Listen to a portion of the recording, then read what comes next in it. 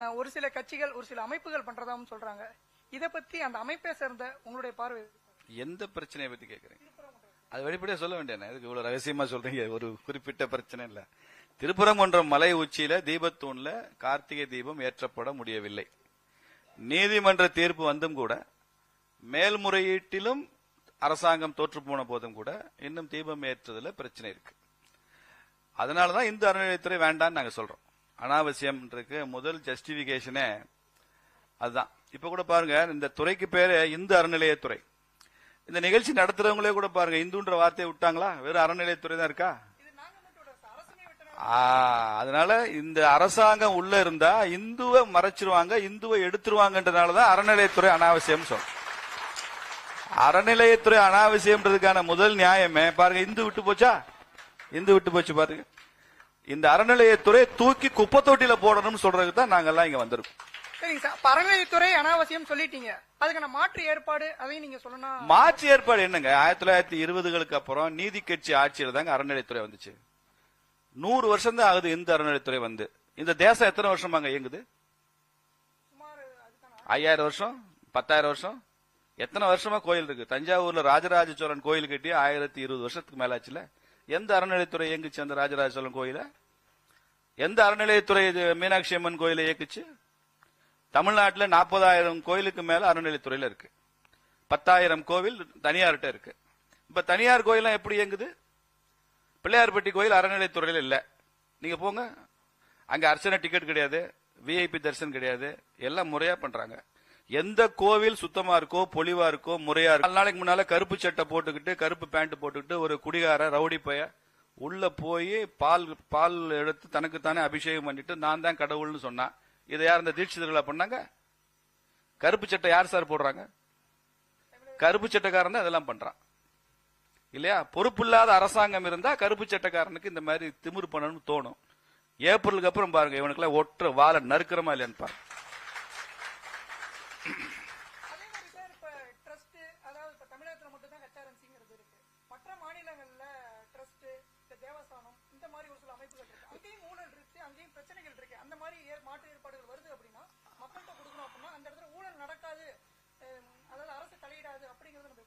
ஊழலின் ஊற்றுக்கண்ணே அரசாங்கம் தானே.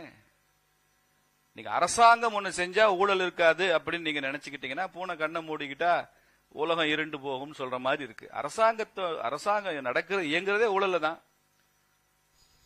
இதுல எப்படி நீங்க ஊழல் வர அரசாங்கம் நடத்தினா எப்படி ஊழல் வராதுன்னு சொல்றீங்க? தனியார் நடத்தினா ஊழல் இருக்காது, சில முறைகேடுகள் வேணா இருக்கும், அது சரி செய்யுங்க.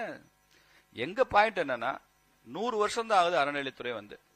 அதற்கு முன்னால் அறநிலையத்துறைன்ற கான்செப்டே இல்ல. கோவில் நல்லா தான் இயங்கி கொண்டு இருந்தது.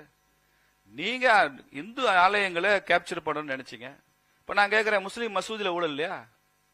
கிறிஸ்டின் சர்ச்சில எல்லாம் ஊழல் நடக்கலையா? முறைகேடு நடக்கலையா? உள்ள நுழைஞ்சு பாருங்களேன், பொண்ணி பாருங்க. ஏன் இந்து கோயில்னா மாத்திரம் ஏன் வர்றீங்க? அப்போ இது இந்து ஊழல். ஊழல்ல இந்து ஊழல், முஸ்லீம் ஊழல், கிறிஸ்டின் ஊழல் இருக்கா? ஊழல்ல மதம் இருக்கா சார்? இல்ல இல்ல. அப்ப அங்கேயும் போக மாட்டேங்கிறீங்க, இங்கே வர்றீங்க. போனா அங்கேயும் போங்க, வராட்டி இங்கேயும் வராதிங்க. இது செக்குலர் கவர்மெண்ட்னு கான்ஸ்டிடியூஷன்ல அறிவிச்சாச்சு. சமயசார்பற்ற அரசாங்கம் அறிவிச்சாச்சு. சமயசார்பற்ற அரசாங்கம்னா நீங்க எப்படி கிறிஸ்தவ தேவாலயங்களை கிறிஸ்தவர்கள் நடத்துகிறார்களோ, முஸ்லீம்கள் தங்கள் சொத்துக்களை வக்ஃப் போர்டுன்னு வச்சிருக்காங்க, ஜமாத்துன்னு வச்சிருக்காங்க, மசூதிகள் அவங்க கண்ட்ரோல்ல இருக்கோ, இந்து கோயில் இந்துக்கள் கண்ட்ரோல்ல இருக்குன்னு சொல்றோம். அங்க எப்படி அரசாங்கத்திற்கு வேலை இல்லையோ இங்கேயும் அரசாங்கத்திற்கு வேலை இல்லைன்னு சொல்றோம். இல்ல என்ன உங்களுக்கு பிரச்சனை? இல்ல, மத்த மாநிலங்கள்லயும் அரசாங்கத்துக்கான பங்கு இருக்கு. அதாவது மற்ற மாநிலம் நீங்க சொல்றவுடைய கருத்துப்படின்னு பார்த்தோம் அப்படின்னா, மற்ற மாநிலங்கள்ல அரசு வந்து அங்க காவலாளியா இருக்கு, இங்க வந்து முதலாளியா இருக்கு அப்படிங்கிற. நிச்சயமா தான் கவர்மெண்ட் ஒரு ஃபெசிலிட்டேட்டரா இருக்கணுங்க, கண்ட்ரோலரா இருக்கக்கூடாது. கண்ட்ரோல் பண்றது வேற, ஃபெசிலிட்டேட் பண்றது வேற. ஃபெசிலிட்டி நீங்க திருப்பதி கோயிலுக்கு போனீங்கன்னா அரசாங்கம் தான் அந்த தேவஸ்தான போர்டுக்கு சேர்மன் அரசாங்கம் தான் நியமிக்கும், ஆந்திர அரசாங்கம் தான் நியமிக்கும். ஆனா கோவில் நடைமுறைகள் அரசாங்கம் தலையிடாது, கோயில் பூஜைகள்ல தலையிடாது, ஆகம விதிகள்ல தலையிடாது. அங்க போய் தெலுங்குல தான் அர்ச்சனை பண்ணுவேன்னு அரசாங்கம் போர்டு வைக்காது. எந்த மாநிலத்துல எந்த கோயில்ல ஆந்திரால போனா தெலுங்குல தான் அர்ச்சனை பண்ணணும், கேரளா வந்தா மலையாளத்துல தான் அர்ச்சனை பண்ணணும், கர்நாடகத்துல போனா கன்னடத்துல தான் அர்ச்சனை, அப்படியேதான் இருக்கா? உங்க அரசியலுக்கு கோவிலை பயன்படுத்துறீங்கல்ல, இது எவ்வளவு பெரிய அக்கிரமம். கோவிலுங்கிறது அரசியல் செய்யற இடமா? பக்தர்கள் விரும்புனா அவன் எந்த மொழியிலையும் பேசிட்டு போறான். உங்களுக்கு என்ன வந்துச்சு? கடவுளோட பேசுறதுக்கு மொழியே தேவையில்லைங்க, மொழியே தேவையில்லை கடவுளுக்கு. உணர்வு இருந்தா போதும். மனசுல நினைச்ச நினைப்பே கடவுளுக்கு புரியும்ல, அதானே பிரார்த்தனைன்றது. நீங்க உங்க அரசியலை கொண்டு வரீங்க, உங்க சமத்துவத்தை உங்க கட்சியில எல்லாம் நிலைநாட்ட மாட்டீங்க. கோயில்ல வந்து நிலைநாட்டுறதுக்கு தான் கோவில் இருக்கா? இதை கேக்குன்னா இதை வகுப்புவாதிம்பீங்க. வகுப்புவாதி நாங்க வேணா பச்சை குத்திட்டு கூட வர்றோங்க. கோயிலை விட்டு அரசாங்கம் வெளியில போகணும், இந்து ஆலயங்களில் அரசாங்கத்திற்கு இடம் இல்லை. அந்த முடிவை சீக்கிரமா எடுக்கணும். வரக்கூடிய தேர்தல் அறிக்கையில பாரதிய ஜனதா கட்சியில நாங்கள் ஆட்சிக்கு வரும்போது, ஆட்சி அதிகாரத்தில் இருக்கும்போது இந்து அறநிலையத்துறை என்பது முற்றிலும் ஒழிக்கப்படும் என்று நாங்கள் தேர்தல் வாக்குறுதியில் சொல்லுவோம். ஒழிக்கப்படும் அப்படின்னா சார் அதுக்கான மாற்று ஏற்படும், முழு திட்டம் வேணும்ல. நம்ம ஒழிக்கிறோம் அப்படின்னா தூக்கி நம்ம மக்களுக்கு சாதாரணமா கொடுத்துட முடியாது. கொடுங்க, என்ன பிரச்சனை கொடுக்குற? என்ன அப்படி கொடுக்கறோம் அப்படின்னா இப்ப வந்து இப்ப சாதாரண நீங்க வெள்ளக்காரன் என்ன பண்ணா தெரியுமா? ஒரு காலத்துல நம்ம வந்து பூரண சுயராஜ்யம் கேட்கிறப்ப, முழு விடுதலை கேட்கிறப்ப, நான் விடுதலை கொடுக்க தயாரா இருக்கேன், சுதந்திரம் கொடுக்கறேன். நான் யார்கிட்ட கொடுக்கறது? இந்தியர்கள் யாருக்கு அதுக்கு தகுதி இருக்கு, யாருக்கு அந்த பக்குவம் இருக்கு? நாங்க இருக்கிறதுனால தானே ஆட்சி நடக்குது, உங்களால ஆட்சி செய்ய முடியாதுன்னு சொன்னா இப்ப என்னாச்சு? 75 வருஷத்துல என்னாச்சு? 75 வருஷத்துல இன்னைக்கு நரேந்திர மோடி மாதிரி ஒரு அற்புதமான பிரதமர் வந்து நமக்கு கிடைக்கலையா? இதெல்லாம் சால்ஜாப்புங்க. நீங்க கோவில்களை நீங்க ஒண்ணு பண்ணுங்க, மற்ற ஊர்கள் எல்லாம் போர்டு தானே இருக்கு. கண்டிப்பா இப்ப நீங்க கேரளா போனீங்கன்னா தேவசம் போர்டு தான் இருக்கு. தேவசம் போர்டுக்கும் கேரளா கவர்மெண்ட்டுக்கு சம்பந்தம் இருக்கா? குருவாயூரப்பன் கோயிலையோ சபரிமலை கோயிலையோ அரசாங்கம் தலையிடுதா? அங்கே வந்து அந்த நம்பூதிரி இருக்கிறாரு, அந்த அந்த பூஜை முறைகள் செய்யற முறைகள் இருக்குது, அதன்படிதான் அவங்க பண்றாங்க. அந்த ஆகம நடைமுறைகள்ல கேரளா மார்க்சிஸ்ட் அரசாங்கம் வந்து தலையிடுறது இல்ல. இங்க ஏன் தலையிடுறீங்கன்னு கேக்குறேன். சார் மக்கள்கிட்ட கொடுத்துட்டோம் அப்படின்னா இப்போ சாதாரண ஒரு குப்பனோ சுப்பனோட்டையும் நம்ம அந்த நிர்வாகத்தை கொடுத்துட்டோம் அப்படிங்கிற பட்சத்துல அந்த கோயிலுடைய நிலவத்தை ஒரு எம்எல்ஏவோ ஒரு எம்பியோ ஆக்கிரமிக்கிறார் அப்படின்னா அந்த குப்பனோ சுப்பனோ எப்படி போய் அதை எதிர்த்து அவங்ககிட்ட இருந்து வாங்க முடியும்? இப்ப ஆக்கிரமிச்சிருக்கிறது நீங்க தானே. இது அரசு நில ஆக்கிரமிப்புக்கு புகழ் பெற்றவர்களே நீங்க தானே. இப்ப தமிழ்நாடு அரசாங்கம் கூட திமுக கவர்மெண்ட் நாங்க ஏதோ 4000 ஏக்கர் நிலத்தை மீட்டிருக்கோம் சொல்ல, யார்கிட்ட மீட்டுங்க சொல்லவே இல்லையா? ஆக்கிரமிச்சது நீங்க தானே. நீங்களே ஆக்கிரமிச்சுட்டு நீங்களே அதை மீட்டு கொடுத்தோம்னு சொல்றதுல என்ன அர்த்தம் இருக்க? குப்பனுக்கும் சுப்பனுக்கும் சொல்லலைங்க. இங்க பாருங்க, எவ்வளவோ மகான்கள் இருக்காங்க, கோயிலை கட்டுனவங்க இருக்காங்க, கோவில் உபயதாரர்கள் இருக்காங்க, கட்டளைதாரர்கள் இருக்காங்க, அந்த கோயில்ல நினைச்சே வாழ்க்கை வாழ்ந்துட்டு இருக்கிறவங்க எல்லாம் இருக்காங்க. ஒரு ஹிந்து ஆன்மீக வாரியம், ஒரு ஹிந்து கோவில் வாரியம் மாதிரி ஒரு போர்டு, அது வந்து ஒரு தன்னாட்சி பெற்ற ஒரு போர்டா இருக்கணும். அதுல அரசாங்கத்தோட தலையீடு ரொம்ப குறைவா இருக்கணும். எல்லாமே நீங்க முடிவு பண்றீங்க. இப்ப அறநிலையத்துறைன்றது ஒரு துறை தானே. தமிழ்நாடு அரசு அதுக்கு பட்ஜெட் பணம் ஒதுக்குதா? பொதுப்பணித்துறைக்கு அரசாங்கம் பணம் ஒதுக்குது இல்ல, காவல்துறைக்கு பணம் ஒதுக்குது இல்ல, மின்சார வாரியத்துறை, இந்த அறநிலையத்துறைக்கு கவர்மெண்ட் எவ்வளவு பணம் கொடுக்குது? நீங்க கவர்மெண்டோட ஒரு துறைன்னு சொன்னா அரசாங்கம் பணம் ஒதுக்கணும்ல. இந்து அறநிலையத்துறையில வேலை செய்யற கமிஷனர் எல்லாம் அரசு ஊழியரா இல்லையா? அரசு ஊழியருக்கு அரசாங்கம் தானே சம்பளம் தரணும். இப்ப இங்க கமிஷனருக்கு, joint commissioner, assistant commissioner, EO, பேஸ்கார் வரைக்கும் யார் சம்பளம் தர்றா? கோவில் பணத்துல சம்பளம் தர்றீங்க, அரசு பணத்துல சம்பளம் தரலையே. அரசு ஊழியர்னு வச்சுக்கிட்டு இந்த கோவில்ல இருந்து ஏன் பணம் எடுத்து கொடுக்குறேன்? கோயில்ல இப்ப நான் போய் ஒரு 100 ரூபாய் உண்டியல் போடுறேன், இங்க உள்ள பக்தர்கள் எல்லாம் உண்டியல்ல பணம் போடுறாங்க. இந்த பணம் யாருக்கு போடுறாங்க? நீ கவர்மெண்ட் ஆபீசருக்கு சம்பளம் தரதுக்கு நாங்க உண்டியல் போடுறோம். எதுக்கு சார் சம்பளம் தரீங்க? எதுக்கு உண்டியல் போடுறீங்க? கோவிலுக்கு தான் உண்டியல் போடுறோம். கோவிலுடைய வளர்ச்சி, அதனுடைய பூஜை அது தொடர்ந்து நடந்து கொண்டிருக்கிறது. அங்கே வந்து ஒரு ஓதுவார் இருப்பாரு, அங்கே ஒரு நாதஸ்வர வித்வான் இருப்பாரு, அங்கே அர்ச்சகர் இருப்பாரு, இவர்களது நலன்கள், இதுக்கு தானே உண்டியல்ல பணம் போடுறோம். கவர்மெண்ட் உள்ள இத்தனை அரசு அதிகாரிகள் உள்ள என்ன வேலை? நல்ல வேலை HRNC-ல இன்னும் நல்ல அதிகாரி நிறைய பேர் இருக்காங்க. அவங்களால கொஞ்சம் கொஞ்சம் இந்த சிஸ்டம் காப்பாற்றப்படுது. இது முழுக்க அரசியல்ல விட்டுட்டீங்கன்னா எவ்வளவு மோசமா போய் யோசிச்சு பாருங்க. நீங்க அரசாங்கத்தினுடைய வருமானத்தை, உண்டியல் கோவில் வருமானத்துலங்க நீங்க 40% பணியாளர்களுக்கான சம்பளம், அந்த ஓவர் ஹெட் எக்ஸ்பெண்டிச்சர்ஸ் வச்சுக்கலாம். என்னை விட வக்கீல் நல்லா சொல்வாரு. மிச்சம் ஒரு 30% பணம் அந்த கோவில், திருவிழா, உற்சவம் இதுக்காக செலவழிக்கணும்னு நாம்ஸ் இருக்கு. இன்னொரு 15-20% அந்த கோயிலுக்கான பிக்சட் டெபாசிட்ல வைக்கணும்னு இருக்கு. இப்ப மீனாட்சி அம்மன் கோயிலுக்கு ஒரு வருஷத்துக்கு 100 கோடி ரூபாய் நிகர வருமானம் வருது அப்படின்னா, மீனாட்சி அம்மன் கோயில்ல 40 கோடி ரூபாய்க்கு திருவிழா, உற்சவம், பூஜைகளுக்காக செலவழிக்கிறாங்களா? என்ன சார், யாராவது சொல்லுங்க, 40 கோடி ரூபாய்க்கு ஒரு வருஷம் செலவழிக்கிறாங்களா திருவிழா, உற்சவம், பண்டிகைக்கு? அப்ப இந்த பணம் எல்லாம் எங்க போகுது? இந்த பணம் எல்லாம் பொதுமக்கள் தான் எல்லாம் பண்றாங்க. நாங்க 3000 கோவிலுக்கு கும்பாபிஷேகம் பண்ணிருக்கோம்னு ஸ்டாலின், முதலமைச்சர் ஸ்டாலினும், அறநிலையத்துறை அமைச்சர் சேகர் பாபு வெக்கமெல்லாம் பேசுறாங்க. 3000 கும்பாபிஷேகம் பண்ணதுக்கு இவங்க செலவழிச்ச தொகை என்ன? அரசாங்கம் கொடுத்த பணம் என்ன? எல்லாமே கட்டளைதாரருங்க. பெயிண்ட் ஒருத்தன் அடிக்கிறான், தேர் புதுசா ஒருத்தன் தேர் வாங்கி கொடுக்கறான் கோயிலுக்கு, அந்த வேதம் மந்திரம் சொல்றதுக்குன்னு யாகசாலைக்குன்னு செலவு ஒருத்தன் பொறுப்பேற்றுக்கிறான், அன்னதானத்துக்கு ஒருத்தன் பொறுப்பேற்றுக்கிறான், மக்கள் கொடுக்கறான். அதுக்கு பெர்மிஷன் வாங்குறதுக்கு இவன் லோ லோ லோன்னு அலையணும். எங்க ஊர் கோயில நான் கும்பாபிஷேகம் பண்ணணும்னா அது HRNC-ல இருந்தா எங்க கோயில நான் கும்பாபிஷேகம் பண்ணிக்கணும் 1 வருஷத்துக்கு அலைஞ்சாதான் அனுமதி கடிதமே வாங்க முடியும். அதுக்கப்புறம் எந்த உபயதாரர் கட்டளைதாரர் படமோ அங்க அந்த இடத்துல கல்வெட்டுல அதுல போடவே கூடாது. நான் ஒரு பக்கத்துல உசிலம்பட்டி பக்கத்துல சிந்துப்பட்டின்னு ஒரு கிராமம், அந்த ஊர்ல ஒரு பெருமாள் கோயில் கட்டியிருக்காங்க. இப்பதான் கும்பாபிஷேகம் பண்ணிருக்காங்க, 2-3 கோடி ரூபாய் செலவழிச்சு கும்பாபிஷேகம் பண்ணிருக்காங்க. போனா தேரே பிரமாதமா இருக்கு. 40 லட்சம் ரூபாய்க்கு ஒருத்தர் தேர் வாங்கி கொடுத்திருக்காரு கோயிலுக்கு. அந்த தேரோட டிசைனே அற்புதமா இருக்கு. ஒருத்தர் பெயிண்ட் அடிச்சிருக்காரு, என்னென்னமோ பண்ணிருக்காங்க. ஒவ்வொருத்தரும் ஒரு 5 லட்சம் 10 லட்சம் கொடுத்திருக்காங்க, பணம் கொடுத்திருக்காங்க. அங்க ஒரு கல்வெட்டு இருக்கு. இத்தனாம் தேதி கும்பாபிஷேகம் நடந்தது, இதில் கலந்து கொண்டவர்கள் மாண்புமிகு அமைச்சர் மூர்த்தி, மாண்புமிகு அமைச்சர் PTR பழனிவேல் தியாகராஜன், மாண்புமிகு அறநிலையத்துறை அமைச்சர் போட்டிருக்கு. இந்த கல்வெட்டுல இருந்து யாருமே அந்த கும்பாபிஷேகத்துக்கு வரவே இல்லை. கலந்து கொண்டவர்கள் இவங்க பேரெல்லாம் போட்டிருக்கு. லட்சக்கணக்கில் பணம் கொடுத்தவன் பேர் கல்வெட்டுல ஒரு உபயதாரர் பேர்ல கூட ஒரு சவுத்துல கூட எழுதல. இது என்னது? அப்ப நீங்க வரலாற்றையே கொலை பண்றீங்களா இல்லையா? இன்னொரு 10 வருஷம் கழிச்சு இவங்க எல்லாம் சேர்ந்து அந்த கும்பாபிஷேகத்தை நடத்தினாங்கன்னு மக்கள் நினைப்பான். அடுத்த தலைமுறை அப்படித்தான் நினைக்கும். செஞ்சவன் பேரே இல்ல, அந்த நிகழ்ச்சியில கலந்துக்காதவங்க பேர்லாம் இருக்குல்ல. அரசாங்கம் கோவில்ல போய் பண்ற அட்டூழியத்துக்கு அளவு இருக்கா இல்லையா?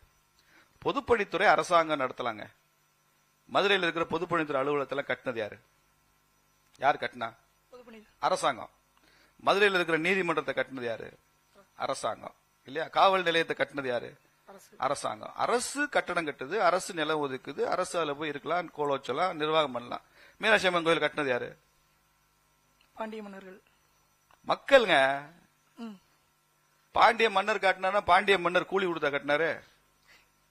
தமிழ்நாட்டில் கட்டப்பட்ட 40,000 கோயிலுக்கும் கூலி கொடுத்து சம்பளம் கொடுத்து கொத்தனார் ஆசாரிக்கெல்லாம் சம்பளம் கொடுத்து கட்டியிருந்தா எந்த பெரிய மன்னனா இருந்தாலும் ஆட்சியே திவாலா இருக்கும். மீனாட்சி அம்மன் கோயிலை இப்ப நீங்க ஸ்ட்ரக்சர் போட்டு ஒரு வேல்யூ கொடுத்து வேல்யூ போட்டு 2000 கோடி ரூபாய் ஆகும் இன்னைக்கு. அந்த மாதிரி ஒரு கோயில் கட்டணும்னா 20 கோடி ரூபாய்க்கு மூச்சு திணறிட்டு உட்காந்துருக்கீங்க ஒரு அரசாங்கம். மக்கள் தங்கள் உழைப்பையும் ரத்தத்தையும் வியர்வையும் சிந்தி கட்டிய கோவில்கள் தான் இந்து கோவில்கள். 40,000 கோயில். இந்த கிரெடிட் நான் மன்னர்கள் கொடுக்க மாட்டேன். மன்னர் அதை ஃபெசிலிட்டேட் பண்ணார், அவ்வளவுதான். 80 டன் இடங்க ராஜராஜ சோழன் கட்டின அந்த கோவில் மேல அந்த ஒரே கல் ஆன அந்த டவர் மேல இருக்குல்ல, 80 டன். 80 டன் என்ன அர்த்தம்? 80,000 கிலோ. எப்படி ஏத்துனா அந்த கோவில் உச்சியில கோபுரத்துல? எப்படி அதை மன்னர் ஏத்திட்டாரா ராஜராஜ சோழன்? இல்ல ஜீம்பூம்பான்னு ஏறிடுச்சா? மக்கள் எத்தனை 5 கிலோமீட்டருக்கு சாரம் போட்டிருக்கான், யானைகளை கட்டி கொண்டு வந்து இழுத்திருக்கான், அவ்வளவு தூரத்துக்கு பிரிட்ஜ் மாதிரி ரேம்ப் போட்டிருக்கான். அப்பதான் அந்த டன் அங்க போய் மேல ஏறும். மக்கள் உழைப்பு எல்லாம் இதுக்குள்ள சம்பளம் கொடுத்துருவார் ராஜராஜ சோழன். இங்க திருமல் நாயக்கர் மீனாட்சி அம்மன் கோயிலுக்கு சம்பளம் கொடுத்தா கட்டினாரு. மக்களுடைய அர்ப்பணிப்பு, ஈடுபாடு, பக்தி, அவனுக்கு இருந்த உணர்வு, இதுதான் உருவாச்சு. அரசாங்கம் கட்டுனதுல அரசாங்கம் நீங்க போய் உள்ள பூந்துக்குங்க. மக்கள் கட்டிய கோவில்களில் மக்கள் தான் அதை நிர்வகிக்க வேண்டும் என்று முடிவு பண்ணு. நீங்க ஏன் போறீங்க? உங்களுக்கு என்ன வேலைங்க? ஃபெசிலிட்டேட்டரா போங்க. நான் இன்னும் நான் மறுக்கவே இல்லை. நாளைக்கு பிஜேபி ஆட்சி வந்தாலும் கோவில்கள்ல அரசாங்கம் ஃபெசிலிட்டேட்டா இருக்கும். பிஜேபி HRNC மினிஸ்டர் ஃபெசிலிட்டேட் பண்ணுவாரு. அவர் நீதிமன்ற தீர்ப்பு கொடுக்கிற வரைக்கும் பிஜேபி அறநிலையத்துறை அமைச்சர் காத்திருக்க மாட்டாரு. கார்த்திகை தீபம் மலை உச்சியில தீபத்தூண்ல கோர்ட்டு சொல்லி ஏத்தன அவசியம் இல்ல. பிஜேபி கவர்மெண்ட் வந்தா கார்த்திகை அன்னைக்கு அங்க தீபம் எரியும். கோர்ட் எதிர்த்தாலும் தீபம் எரியும், எரிக்க கூடாதுன்னு சொன்னாலும் தீபம் எரியும். இதெல்லாம் தலையிடுறதுக்கு யாருக்கு அதிகாரம் கிடையாதுங்க. இதெல்லாம் பாரம்பரியமா வந்தது. கோவில்கள் மேல நமது நாட்டுல எவ்வளவு ஒரு சென்டிமெண்டோட இருந்திருக்கிறாங்க. மருது பாண்டியர்களை பிடிக்கவே முடியல, தெரியுமா உங்களுக்கு? எப்படி பிடிச்சாங்க? நீ வராட்டி காளையார் கோயில பீரங்கி வச்சு தகர்த்துறோம்னா கோவிலை காப்பாத்துறதுக்காக வந்து சரணடைஞ்சாங்க, தூக்குல தொங்குனாங்க. உண்டா இல்லையா? கண்டிப்பா. நீங்க பாஞ்சாலங்குறிச்சி போனீங்கன்னா அந்த பாஞ்சாலங்குறிச்சி கோட்டையை சுத்தி சுவர் சித்திரங்கள் எழுதியிருப்பாங்க. நீங்க பல பேர் அதெல்லாம் வாசிச்சு எல்லாம் பாக்குறது இல்ல. இங்க உள்ள ஆடியன்ஸ் சொல்ல போய் வாசிச்சு பாருங்க. அதுல எழுதியிருப்பான், வீரபாண்டிய கட்டபொம்மன் மிகப்பெரிய முருக பக்தன். இங்க இருந்து 2 கிலோமீட்டருக்கு ஒரு தடவை மணி அடிக்கிற சிஸ்டம் வச்சிருந்தான். திருச்செந்தூர் கோவில்ல காலையில பூஜை முடிந்த பிறகுதான் அந்த மணிச்சத்தம் 2 கிலோமீட்டர் அப்படியே ரிலே ரேஸ் மாதிரி வந்ததுக்கு அப்புறம் தான் பாஞ்சாலங்குறிச்சியில் கட்டபொம்மன் உணவு அருந்துவான்னு அந்த சுவர் சித்திரத்துல எழுதியிருக்கு. புரியுதா? நீங்க மதுரை மேயர் சாப்பிடுறதுக்கும் மதுரை மீனாட்சி அம்மன் கோயில பூஜைக்கு ஏதாவது சம்பந்தம் இருக்கா? ஏதாவது சம்பந்தம் இருக்கா? மீனாட்சி அம்மன் கோயிலே சாப்பிட முடியலன்னு கவலைப்படுறவங்க தான் மேயரா இருக்காங்க. என்ன சொல்லிட்டு எவ்வளவு அர்ப்பணிப்போட இருக்கிறாங்க. ராஜராஜ சோழனுடைய கல்வெட்டுலங்க அதுல எழுதியிருக்கிற தெளிவா அந்த கோவிலுடைய தலைமை ஸ்தபதி, அந்த தலைமை ஸ்தபதி இருக்கார்ல அவரு, அந்த கோயிலுடைய தலைமை அர்ச்சகர், இந்த 2 பேருக்கு மன்னர் சம்பளம் தர மாட்டாரு. மற்ற பணியாளர்களுக்கெல்லாம் மன்னர் சம்பளம் கொடுப்பாரு.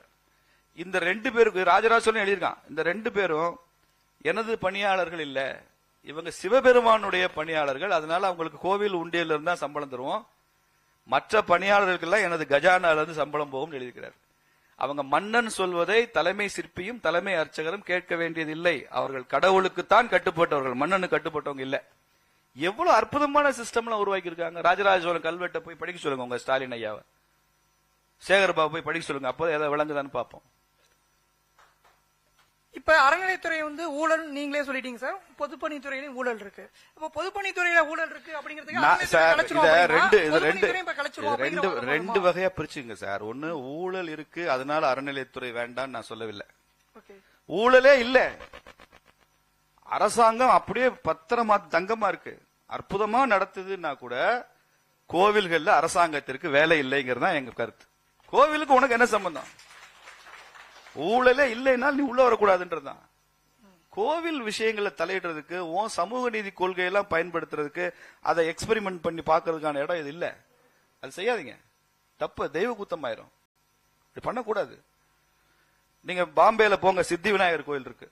மும்பை போயிருக்கீங்களா? சித்தி விநாயகர் கோயில் அரசாங்கமா நிர்வகிக்குது, பளிங்கு மாதிரி இருக்கு, அப்படி பளிங்கு மாதிரி இருக்கு. இந்த ஒரு சினிமால வடிவேலு சொல்லுவாரு, துபாயில ரோடெல்லாம் அப்படியே ரோட்லயே சாதம் போட்டு சாம்பார் ஊத்தி சாப்பிடலாம் பாருல, அந்த மாதிரி கோவிலுக்கு நான் காமிக்கவா இந்தியா பூரா?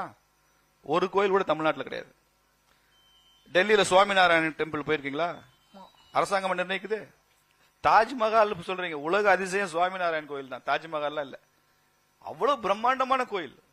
நீ குழந்தைகள்லாம் கூட்டிட்டு போனீங்கன்னா ஒரு செகண்ட் கையை விட்டு விலகிட்டாங்கன்னா அவங்க எங்க இருக்காங்கன்னு கண்டுபிடிக்க முடியாது. அவ்வளவு சிற்பங்கள், அவ்வளவு தூண்கள், அவ்வளவு அழகு, எங்கேயோ போயிட்டாங்கன்னா கண்டுபிடிக்க முடியாது. அரசாங்கமா நடத்துது, பக்தர்கள் தான் நடத்துறாங்க. என்ன பிரச்சனை இங்க உங்களுக்கு? திருப்பதி தேவஸ்தானம் நடக்குது, குருவாயூர் தேவசம் போர்டு நடத்துது. கேரளாவினுடைய கோவில்கள் அரசாங்கத்துக்கு பெரிய சம்பந்தம் இல்ல. கர்நாடகால அப்படிதான். நீங்க தர்மஸ்தலா போனீங்கன்னா அங்க மஞ்சுநாதர் கோவில் இருக்கு. எத்தனை பேருக்கு அன்னதானம் போடுறாங்க தெரியுமா உங்களுக்கு? தனியார் நடத்துற கோவில். இந்தியாவிலேயே ஒரு அரசாங்கத்தினுடைய போஸ்ட் ஆபீஸ்ல, எல்லா ஊர்லயும் போஸ்ட் ஆபீஸ் இருக்குல்ல, போஸ்ட் ஆபீஸ்ல மணி ஆர்டர் அதிகமா வர்ற ஊரு தெரியுமா இந்தியாவிலே? தர்மஸ்தலா. அங்க இருக்கிற நடக்கிற அன்னதானத்துக்கு உலகமெல்லாம் இருக்கிறவன் தினசரி பணம் அனுப்புறான், அன்னதானத்துக்கு பணம் அனுப்புறான். அதை வச்சுக்கிட்டு அன்னதான ட்ரஸ்ட் வச்சிருக்காங்க. யாரு போனாலும் எப்ப போனாலும், கர்நாடகா கோவிலுடைய சிறப்பே அப்படிதான், எப்ப போனாலும் எத்தனை பேர் போனாலும் சாப்பிடலாம். அவ்வளவு பணம் குவியுது சார் அன்னதானத்துக்கு. ஏன் அந்த மாதிரி இங்க நீங்க ஒண்ணு பண்ண முடியல? நீங்க இங்க கலைஞர் பிறந்த நாளுக்கு சமபந்தி போஜனம் உள்ள அன்னதானம் நடத்துறீங்க. ஏன்னா உங்க அரசியல்வாதிக்கு சமபந்தி போஜனம் கோவில ஏன் நடத்துறீங்க? அண்ணாதுரை பிறந்த நாள் சமபந்தி போஜனம்னு கோயில நடத்துறீங்க. உங்க தலைவர்களுக்கு திதியே எங்க காசை வச்சுதான் நடத்துறீங்க. திதி நீங்க தனியா நடத்துங்க, உங்க கட்சியில நடத்துங்க, அறிவாலயத்தில் நடத்துங்க, கட்சியில நடத்துங்க. கோவில நடத்துறது சமபந்தி போஜனம். இதுக்கா கோவில் பணம் இருக்கு, கோயில் உண்டியல் இருக்கு. 40% பணியாளர்களுக்கு மிச்சம் இது. பிக்ஸட் டெபாசிட் என்னாச்சு? எவ்வளவு பணம் இருந்துச்சு திமுக ஆட்சிக்கு வரும்போது? எல்லா கோவில்களுடைய நிரந்தர வைப்பு நிதி எவ்வளவு இருந்துச்சு? முக்காவாசிக்கு மேல உடைச்சிட்டாரு சேகர்பாபு, எல்லாம் எடுத்துட்டாரு. கட்டடம் கட்டுறேன்றாரு, கல்யாண மண்டபம் கட்டுறேன்றாரு, ஷாப்பிங் காம்ப்ளெக்ஸ் கட்ட போறேங்கிறாரு. இதுக்காக பக்தர்கள் பணம் போடுறாங்க. நீங்க உண்டியல பணம் போடுறது அந்த கோவிலுக்கு ஷாப்பிங் காம்ப்ளெக்ஸ் கட்டவா? கோயில் சார்பா கல்யாண மண்டபம் கட்டவா? இல்ல இல்ல. இது எப்படியெல்லாம் டைவர்ட் பண்றாங்க, எவ்வளவு கேவலம் கொண்டு போறாங்க. நிலம், இந்தியாவிலேயே கோவில் நிலங்கள் அதிகமாக அந்த காலத்துல இருந்து மக்கள் நன்கொடை கொடுத்தது கோவில்களுக்கு தான். அவ்வளவு கோயில் கொடுத்திருக்காங்க. என்ன நிலத்துக்கு என்ன கணக்கு இருக்கு? திருவண்ணாமலையில ஒருத்தர் ஆர்டிஐ போட்டு கேட்டாருங்க, இந்த கோயில்ல என்ன ஆச்சுன்னு. 2 கோயிலே காணாமனு ஆர்டிஐல பதில் கொடுத்துட்டான். கோயில காணாமா? ஆர்டிஐல அரசாங்கம் கொடுத்த பதில் இருக்குங்க, இந்த அறநிலையத்துறை கொடுத்த பதில் எப்படி இருக்கு? பல கோவில்கள்ல தேரையே காணோம். தேரோட்டம் இங்க பாருங்க, இந்த 50-60 வருஷத்துக்கு முன்னால இதுக்கு வக்கீல் அவர் சொன்னா சந்தோஷப்படுவேன் நான். ஒரு 50-60 வருஷத்துக்கு முன்னால இந்த தமிழ்நாடு முழுக்க தேரோட்டம் நடந்து கொண்டிருந்த கோவில்கள் எத்தனை? இன்னைக்கு தேரோட்டம் நடந்துகிட்டு இருக்கிற கோவில்கள் எத்தனை? ஏன் இத்தனை கோவில்கள் தேரோட்டம் இல்ல? ஒண்ணு தேர் சிதிலம் அடைஞ்சிருச்சு, அதை ரிப்பேர் பண்ணல அறநிலையத்துறை, இல்லைன்னா தேரையே காணோம். தேரை காணோம், கோயிலை காணோம், உண்டியலை காணோம், சிலைகளை காணோம், விக்கிரகத்தை காணோம். நரேந்திர மோடி அவர்கள் எத்தனை நம்ம தெய்வ விக்கிரகங்களை வெளிநாட்டில இருந்து மீட்டு கொண்டு வந்து கொடுத்துருக்காரு தெரியுமா உங்களுக்கு? அதெல்லாம் சொல்ல மாட்டான் இந்த திராவிட மாடல். பல கோவில்கள் இன்னைக்கு பிரதமருடைய சுற்றுப்பயணத்துல, வெளிநாட்டு சுற்றுப்பயணம், ஜெர்மனிக்கு போறாருன்னு வச்சுங்க, இங்க உங்களுக்காக தான் சொல்றேன் நான். பிரதமருடைய சுற்றுப்பயணத்துக்கு முன்னாலேயே அதிகாரிகள் இரு தரப்புலையும் ஒரு மாசத்துக்கு முன்னாலே வேலை செய்வாங்க, செய்திகள் போயிட்டு இருக்கும். அதுல உங்கள் ஜெர்மனி, உதாரணத்துக்கு ஜெர்மனி சொல்றேன், உங்கள் ஜெர்மனியில் இந்தியாவை சார்ந்த இந்து கோவில்களை சார்ந்த சிலைகள் இங்கே திருடப்பட்டோ விலைக்கு வாங்கப்பட்டோ கண்காட்சியாகவோ தனியார் வசமோ இருக்கிறதா அப்படின்னு ஒரு கேள்வி கேட்க சொல்றார் நரேந்திர மோடி. அந்த கேள்விக்கு ஜெர்மனி அரசாங்கம் ஆமா அந்த மாதிரி சில சிலைகள் இருக்கு அப்படின்னு சொன்னா, பதில் சொன்னா, அந்த சிலைகளை தெய்வ விக்கிரகங்களை வைத்துக் கொள்கிற உரிமை உங்களுக்கு இல்ல, இது கண்காட்சி பொருள் இல்ல, இது விலைக்கே உரிய விலை கொடுத்து வாங்கினாலும் தப்பு, இதெல்லாம் திருடப்பட்டவை, அவற்றையெல்லாம் பிரதமர் திரும்ப வரும்போது நீங்கள் கொடுத்து விட்டுறணும்னு சொல்லி நூற்றுக்கணக்கான சிலைகளை திரும்ப கொண்டு வந்து சேர்த்தவர் நரேந்திர மோடி. தமிழ்நாட்டில் மாத்திரம் 9 விக்கிரகங்களை திரும்ப கொண்டு வந்து கொடுத்துருக்காரு. திரும்ப அந்த கோயிலை பிரதிஷ்டை பண்ணிருக்கோம் தமிழ்நாட்டில். ஒரு ஆட்சியில விக்கிரகங்கள் திருடு போகுது, இன்னொரு ஆட்சியில திருடப்பட்ட விக்கிரகங்கள் திரும்ப கொண்டு வந்து பிரதிஷ்டை ஆகுது. எது சார் நல்ல ஆட்சி? எது நல்ல ஆட்சி சொல்லுங்க? மக்கள் முடிவு பண்ணுவாங்க. மக்கள் முடிவு பண்ண மாட்டாங்க, நீங்க முதல்ல முடிவு பண்ணுங்க, வெளியில சொல்லுங்க. அதுல சரிங்க சார், இப்ப நான் என்னுடைய அனுபவத்துல, நீங்க கோவில்ல முதல்ல சிலைன்னு சொல்லக்கூடாது தெரியுமா? விக்கிரகம், விக்கிரகம்னு சொல்லணும், இல்ல மூர்த்தின்னு சொல்லணும், இல்ல தெய்வ திருமேனின்னு சொல்லணும். சிலை கிடையாது. சிலை ஒரு ரோட்ல நிக்கிறதெல்லாம் சிலை தான். ஒரு பார்க்ல கூட சிலை இருக்கும், ரோட்ல கூட ஈவேராக்கு சிலை வச்சிருக்காங்க, அதுவும் விக்கிரகம் ஒண்ணா? இல்ல இல்ல. அதனால விக்கிரகம் தான் சொல்லணும், மூர்த்தின்னு சொல்லணும். நான் ஒருத்தர்கிட்ட கேட்டேன், ஒரு சித்தர் மாதிரி இருப்பாரு, அவர்கிட்ட கேட்டேன், இது என்ன சார் பெரிய அக்கிரமமா இருக்குது, சிலை தடுப்பு பிரிவு, சிலை திருட்டு தடுப்பு எல்லாம் பேசுறாங்க, சிலைன்னு சொல்லலாமா விக்கிரகங்கள்னு கேட்டேன். அவர் சொன்னா, இது எவ்வளவோ பரவாயில்லைங்க, கோவில்ல ஸ்டாக் எடுப்பாங்க, HRNC ரெக்கார்ட்ஸ்ல எத்தனை விக்கிரகங்கள் இருக்குன்னு ஸ்டாக் எடுப்பாங்க, ஸ்டாக் எடுக்கிற அந்த ரெஜிஸ்டர் நீங்க வாங்கி பாருங்க, உருப்படின்னு எழுதி வச்சிருப்பான்றார். உருப்படின்னு எழுதி வச்சிருப்பான். எதை? விநாயகர் விக்கிரகம் உருப்படி, முருகனுடைய வேலு உருப்படி, அங்கே மணி ஆற்றி பூஜை பண்றோம்ல அது வந்து உருப்படி. உருப்படாத ஆட்சி, உருப்படாத அறநிலையத்துறை, அதுக்காக ஒரு விவாதம். என்னுடைய அனுபவத்துல நான் கேட்கறேன் சார். இப்ப நான் சமீபத்துல ராமர் கோயிலுக்கு போயிருந்தேன். என் கூட வந்த பையன் கொஞ்சம் அமைதியா தான் வந்தான், உள்ள என்ட்ராகிற வரைக்கும் கொஞ்சம் அமைதியா வந்தான். உள்ள என்ட்ரானதுக்கு அப்புறம் அந்த ஜெய் ஸ்ரீராமோட கோஷம் இருக்குல்ல, அந்த 2 ஃப்ளோரும் பயங்கரம் அதிர அளவுக்கு அவனுடைய கோஷம் இருந்துச்சு. நான் வெளியே வந்ததுக்கு அப்புறம் வா என்ன எனர்ஜி அப்படின்னு சொல்லி அந்த பையன்கிட்ட கேட்கறேன். அதுக்கு அந்த பையன் சொன்ன பதில் வந்து, இது என்னுடைய ரத்தத்துல ஊர்னது அப்படிங்கிறான். அதே மாதிரி இங்க இருக்கக்கூடிய பக்தர்கள்ட்ட நம்ம பக்தி குறைஞ்சிருச்சு நீங்க என்னைக்காவது நினைச்சிருக்கீங்களா சார்? பக்தி குறையலையா? போன வாரம் சுசீந்திரத்துல போயிருக்கிறாரு, அதே உணர்வு கொஞ்சம் குறையாம பாரத் மாதா கி ஜெயன்னு சொல்லியிருக்கிறார். சொல்லி சேகர் பாபு டென்ஷன் ஆயிட்டார். நான் என்ன சொல்றேன், பாரத் மாதா கி ஜெயன்னா ஒரு அமைச்சர் ஏன் டென்ஷன் ஆகிறாரு? இந்திய தாய் வாழ்கன்னு அர்த்தம், அதுக்கு ஏன் டென்ஷன் ஆகிறாரு? உங்களுக்கு அறிவு இருக்கா அது இருக்கான்னு கண்டவன்ட்டு பேசுறாரு. அவர் சாப்பிடுறதெல்லாம் நீ சாப்பிட்டான்னு கேட்கிறாரு. இல்ல பாரத் மாதா ஜெய், அதாவது கோவில்ல சொல்ல வேண்டிய கோஷமான்னு சொல்லி அவர்களும் அதை கேட்கறாங்களே. கோவில் தான் சொல்லணும். பாரத அன்னை வந்து என்ன சொல்லிருக்காரு? பாரதியார் என்ன சொல்லிருக்காரு? பாரத அன்னை தான் தெய்வம் சொல்லிருக்காரு. விவேகானந்தர் 50 வருஷத்துக்கு எல்லா சாமிக்கும் ரிட்டையர்மெண்ட் கொடுத்துருங்க, ரெஸ்ட் கொடுங்க, பாரத அன்னை மாத்திரம் தான் உங்களுக்கு தெய்வமா இருக்குன்னு சொல்லியிருக்கிறார்ல. பாரதியாருடைய வந்தே மாதரம் பாட்டுல வரும், ஆலயம் தோறும் பொலிவுற விளங்கும் தெய்வ சிலையெல்லாம் தேவி இங்கு நூறுவேன்னு பாடுறான் பாரதி. பாரத மாதா தான் தெய்வமே, வேற தெய்வம் கிடையாது. மத்த எல்லாமே அதுக்கு சப்சிடி தெய்வங்கள் தான். பாரத மாதா தான் தெய்வம். அதனால சேகர் பாபு இனிமே தமிழ்நாட்டு எந்த கோயிலுக்கு வந்தாலும் பிஜேபி காரெல்லாம் அங்க இருந்தாங்கன்னா பாரத் மாதா சொல்லிதான் வரவேற்போம். இல்ல இது கோரிக்கையா இல்ல உத்தரவா சார்? கோரிக்கை இல்லைங்க, நான் கோரிக்கை சொல்ற இடத்துல அவங்க இருக்காங்க, என்னை விட அவங்க அதிகமா சத்தம் போடுறாங்க. ஒரு சில மக்கள் உங்கள்ட்ட கேள்வி கேட்கணும் நாங்க சார், கேட்கலாமா? கேட்கலாம்.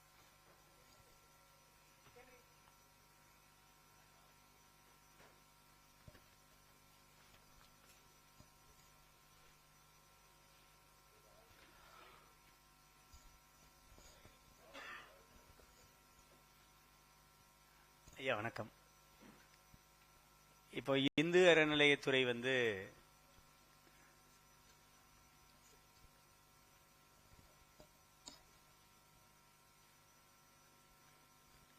கார்த்திகை தீபம் ஏத்தணுன்றது இந்துக்களோட வேண்டுகோள்.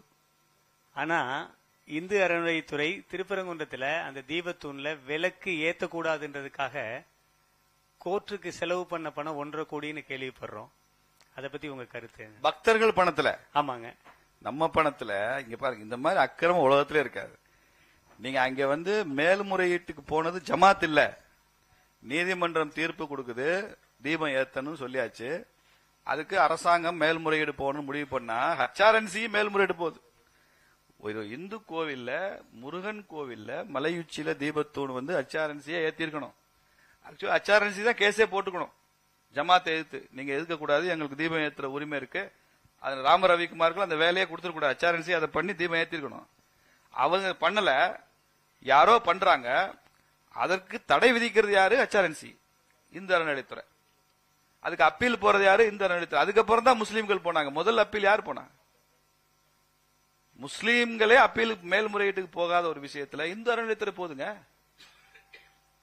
இப்படி ஒரு கேடுகட்ட அரசாங்கம் ஆட்சி உலகத்துல எங்கேயும் பாத்துருக்கீங்களா நீங்க? இந்துக்களே போவீங்களா? தமிழ்நாடு அரசாங்கத்தை எதிர்த்து, தமிழ்நாட்டை எதிர்த்து தமிழ்நாடு அரசாங்கமே அப்பீலுக்கு போகுமா சுப்ரீம் கோர்ட்ல? காவிரியில தண்ணி விடக்கூடாதுன்னு சொல்லி தமிழ்நாடு அரசாங்கம் போகுமா? விடணும்னு போகுமா? காவிரியில தண்ணி வேணும், எங்களுக்கு தண்ணி விடணும்னு கோர்ட்டுக்கு போனாதான் தமிழ்நாடு கவர்மெண்ட். எங்களுக்கு விடாதேன்னு போனா அது மாதிரிதான் அது. தீபம் ஏத்தக்கூடாதுன்னு எப்படி HRNC போக முடியும்? HRNC அரசாங்கத்து கட்டுப்பாட்டில் இருக்கிறனுடைய விளைவு உங்களுக்கு புரியுதா? அவனுக்கு கோவில்னா லூட்டு தான். அது ஒரு பொன் முட்டையிடுற வாத்து. அதுல இருந்து என்ன எடுக்கணுமோ அதை எடுத்துக்கிறது, சக்கையா உறிஞ்சுறது அவன் வேலையை தவிர அவனுக்கு அது கட்டடம் தான், அது சிலை தான், அது வெறும் கல்லு தான், மண்ணு தான். நமக்கு அப்படி ஒருத்தன் புது கவிதை எழுந்தான், நாங்கள் நாத்திகர்கள் ஆனாலும் ஆட்சியாளர்கள், அதனால் தான் கோவிலுக்கு வந்தாலும் உண்டியலோடு நின்று விடுகிறோம் அப்படின்னு எழுந்தான். கோவிலுக்கு வந்தாலும் அவன் உண்டியலோட நின்றுவான். இன்னைக்கு தமிழ்நாட்டில் மிக அதிகம் பேருக்கு வேலை கொடுத்திருக்கிற நிறுவனம் எதுன்னு தெரியுமா உங்களுக்கு? Who is the largest employer? Employment provider இன் தமிழ்நாடு. தமிழ்நாடு அரசாங்கம் எத்தனை பேருக்கு வேலை கொடுத்திருக்கு? தமிழ்நாட்டில் இருக்கிற கார்பரேட் நிறுவனங்கள் எத்தனை பேருக்கு வேலை கொடுத்திருக்கு? இப்ப மதுரையில மடிட்சியா இருக்கு, கோயம்புத்தூர்ல கொடிட்சியா இருக்கு. இந்த மாதிரி சிறு குறு தொழில் நிறுவனங்கள் எத்தனை லட்சம் பேருக்கு வேலை கொடுத்திருக்கு? இதெல்லாம் கூட்டுங்க. இது எல்லாத்தையும் விட பல மடங்கு அதிகம் வேலை கொடுத்திருக்கிறது ஹிந்து கோவில்கள் தான் அதிகம் பேருக்கு வேலை கொடுத்திருக்கு. மதுரை மீனாட்சி அம்மன் கோயிலுடைய பொருளாதாரம் என்ன தெரியுமா உங்களுக்கு? பழனி முருகனுடைய பொருளாதாரம் என்ன தெரியுமா? ஒரு வருஷத்துக்கு 1 கோடி பேர் வர்றான் பழனிக்கு. ஒவ்வொரு நாளும் சேர்த்து மொத்தமா சொல்றேன், தைப்பூசம் உத்திரம் எல்லாம் கணக்கு பண்ணீங்கன்னா 1 கோடி தாண்டும். பழனிக்கு பாத யாத்திரையாவோ கோவிலுக்கோ வர்ற பக்தன் ஒரு ஆளுக்கு சராசரியா 1000 ரூபாய் செலவழிக்கிறான்னு வைங்க. ஹோட்டல்ல சாப்பிடுவான், ஒரு ஆட்டோல போவான், ஒரு ஹோட்டல்ல தங்குவான், மொட்டை அடிப்பான், பூஜை ஜாமான் வாங்குவான், குடிக்கிறதுக்கு தண்ணி பாட்டில் வாங்குவான், ஒரு இளநீ குடிப்பான். இதெல்லாமே பொருளாதாரம் தானே. ஒரு 1000 ரூபாய் செலவழிக்கிறான்னு வச்சுக்கோங்க.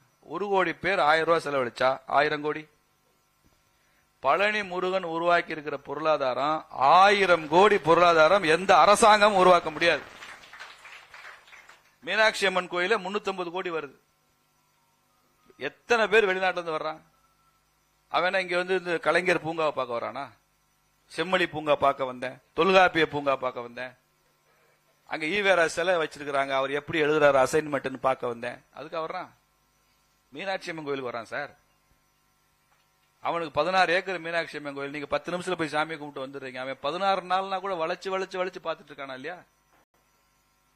தமிழ்நாட்டினுடைய ஜிடிபில, தமிழ்நாடோட ஜிடிபி 28 லட்சம் கோடி.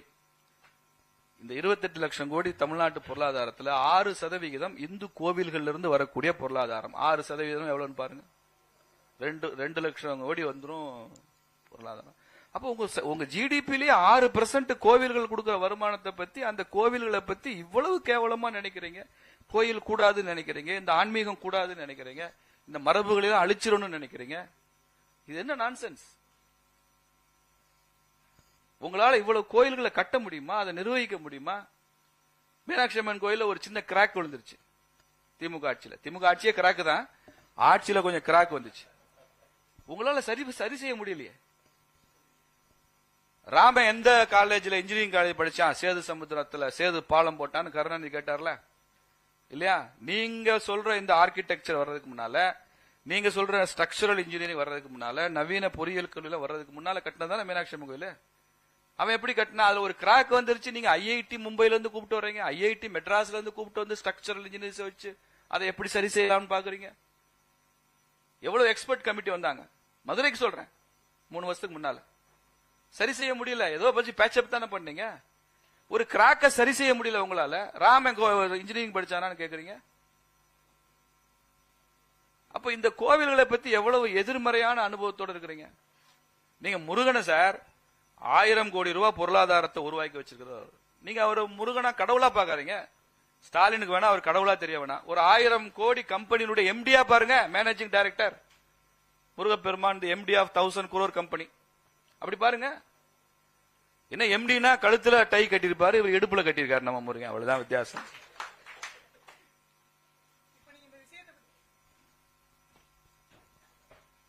இதை பத்தி சொல்லும்போது இன்னொரு விஷயம் ஞாபகம் வருது சார். யூபி அரசாங்கம் அந்த மகா கும்பமேளாவுக்கு எவ்வளவு செலவு பண்ணாங்க, எவ்வளவு அதுல இருந்து வருமானம் வந்துச்சு அப்படிங்கறது நீங்களே சர்ச் பண்ணி பாருங்க. நீங்க அயோத்தி சொல்றீங்கல்ல, ஆமா, அயோத்தியில வெளிநாட்டு மூலதனம், அயோத்தி கோயில் கட்டினதுக்கு அப்புறம், அயோத்தி ஆன்மீகம் பிரச்சனை, நீதிமன்ற தீர்ப்பு அதெல்லாம் விட்டுருங்க, இந்துத்துவா, ஜெய் ஸ்ரீராம் எல்லாம் விட்டுருங்க ஒரு பக்கம். 32,000 கோடி ரூபாய் முதலீடு வந்திருக்கு அயோத்தியில. அயோத்தியில சர்வதேச விமான நிலையம் வந்து, அயோத்திக்கு இன்னொரு 15 வருஷம் கழிச்சு எவ்வளவு டூரிஸ்ட் வருவாங்க, பில்கிரிம்ஸ் வருவாங்கன்னு ஒரு கணக்கு. அதுக்கான ஹோட்டல், அதுக்கான ஷாப்பிங் மால், அதுக்கான ஹாஸ்பிட்டல், அதுக்கான இன்ஃப்ராஸ்ட்ரக்சர்.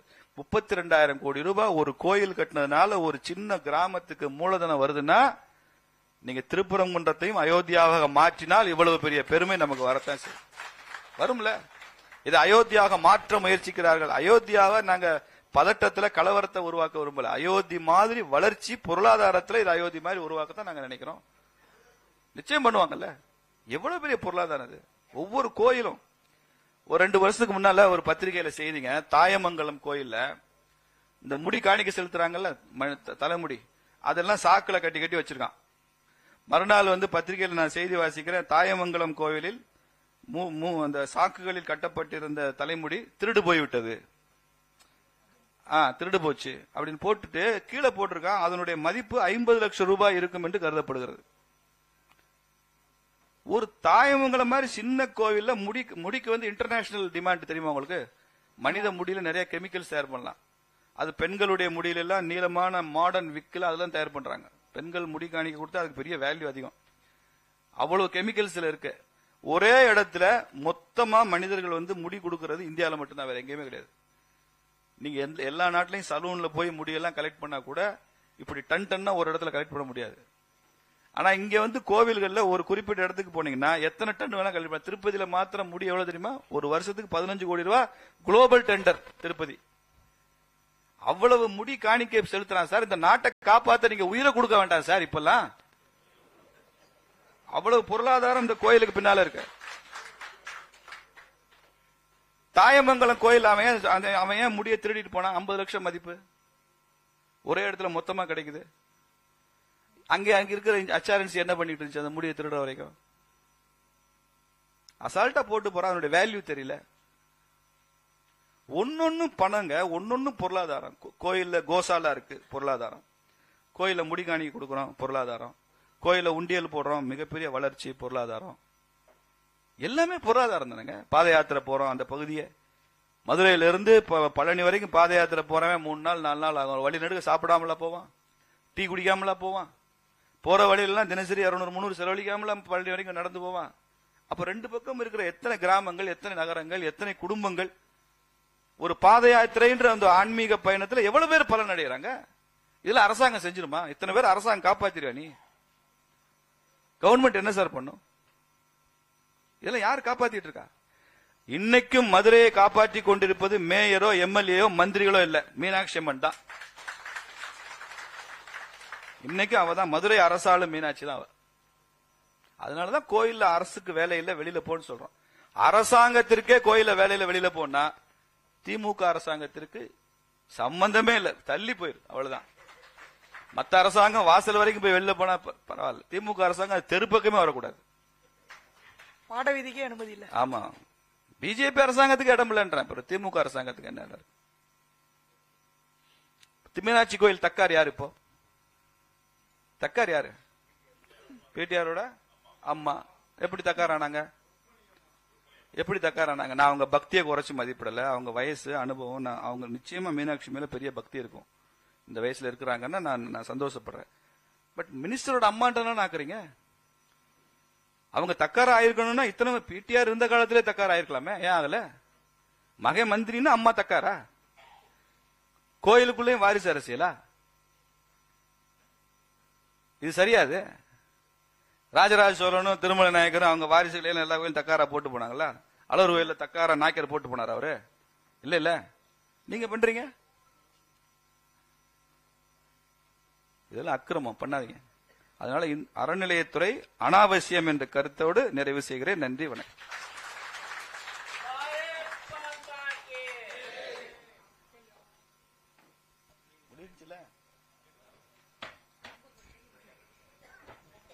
திண்டுக்கல் போகணும்பா.